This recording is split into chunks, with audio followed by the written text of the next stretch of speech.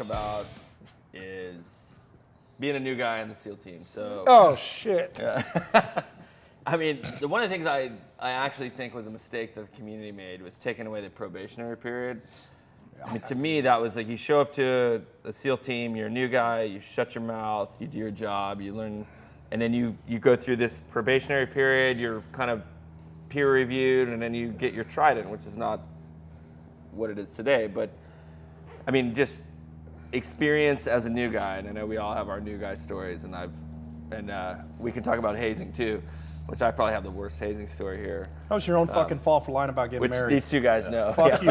Yeah, these guys know. You shouldn't have lied. I had a beard, a spray glue, 3M spray glue beard of my own pubic hair. It turns out your chest hair Nothing doubles. unusual. Yeah. But I had to call 3M to like figure out what solvent to use to like get and let's the classify spray glue that. out of my ass. And let's classify that. You weren't hazed. You were educated I about was. lying. Oh, that's I indication. believe it. Yeah, Yes.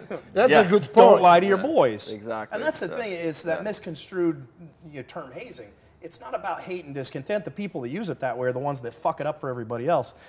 The process is it's an educational tool to break somebody of a bad habit so that they're a better team And member. a quick way to break a bad habit. Sadly, Yes. it's overused by a lot of guys with bad attitudes. And so I guess You know, I'll go. political correctness, that's what God did. And, I guess I'll go first Please. since we brought it up. So I was in golf platoon with you guys and doing a good job, I think. Sort of, as far as you know. Yeah. And I'd met a girl, fell in love, ran off, and got married, and didn't tell anybody. And it was one of those things like you can't tell anybody because these guys, I know it happens to married guys in the SEAL teams. It's not a good thing. You get like rolled up, and I remember that one story I heard, some guy getting kidnapped, getting flown to Vegas. They casted his leg, sent him home, and he's like thought he broke his leg, and he showed up at his wedding like hobbling around. He didn't even have a broken leg; they just put a cast on him. But I was like, I didn't want to be that guy. So I remember telling my now ex-wife, who's a great woman, and the mother of my kids. I was like, look, you can't tell anybody. Okay, I won't tell anybody. And so she told. In the bathroom, I guess we were all at this dinner. I remember we were with Glenn Doherty and the whole platoon. We're out at Hillcrest at this restaurant, and she told one. Well, they have good. It's the gay part of San Diego, but they have good food. So. You know They it's do the have gay good part food. of San Diego. yeah, actually, I Drago. lived there for a while. It was cheap. Well, You know. Yep. Yeah. Wasn't And- it? It was Kathleen. It was Dave Scott's wife that Yeah. overheard it because it was Dave that did the research. He's like, I'm pretty sure that motherfucker got married. I'm gonna roll him up. And this was the advent of the internet. Yeah, it The was next thing early you know, they're on. pulling my marriage license from Yep. Clark County, Nevada, and I lied. Like I was so terrified as a And new Dave guy. had the paperwork in hand. Oh yeah. So they called me. Our chief calls me on the frog footprints in the platoon space, and I get called out. He called you out after a dive. No. I got hazed after the dive. Oh, I didn't know Dan called you out He before. called me oh, out I didn't know that. in the Okay. platoon space and caught me in the lie. And he's like, what's this I heard about you've been married? I was like, I don't know what you're talking about. And this is like, they're sitting on the certificate in the back office going, okay, we got Webb. Yeah. And that night or the next night, we come back from that dive Yep. or over the beach or dive.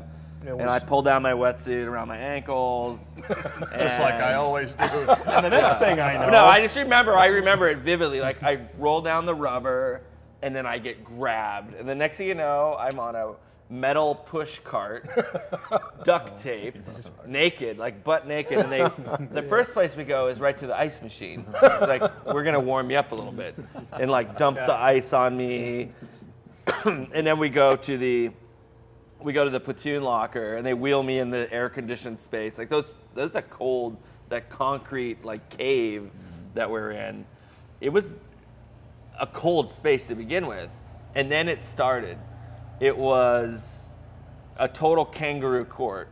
Like you lied to us. Oh, you know, I have to back up because at quarters that morning, I thought I was getting a good conduct award. At quarters that morning, they're like, Webb front and center, the whole SEAL team, and Dan proceeds to read my list of criminal activities in the platoon. Like, command. you've been this and that, and I was like, oh, this isn't a good conduct award. This isn't good. Bad conduct. I'm pretty sure this is going to Good reflect Yeah, poorly on and it. they just read this list of atrocities, the women I'd slept with. Like, it was just like, it was terrible, and it made me hit the surf in my uniform, full dress.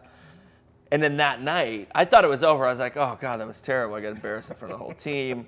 That night, peel off the rubber. Next thing you know, I'm on this cart. And next thing you know, there's this kangaroo court, and they're talking about not lying to your boys. We got you the very finest tequila in all of the land, all hands tequila. The from Navy Exchange brand tequila. $6 a whole a gallon. bottle. $6 a gallon. Poured half a gallon into my throat, which actually helped probably this process. Because the next thing I know, I've got somebody busted out some clippers, and my pubic hair has been applied to my face. Magically been Like reapplied. with close your eyes, and they was the early sprayed hair plugs those process. the 3M spray that we used to Yeah, do for this the Target. targets on it, yeah. Yeah, well, they're like, cover your eyes.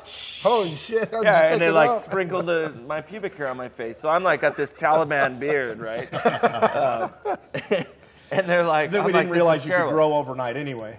Yeah, which I could grow in a few seconds. But then they bust the Tabasco sauce out and give a little bit of like love on the Tabasco on the private parts, which is like, if you've ever had Tabasco where it shouldn't be, it's like dipping your private parts in gasoline and lighting a match.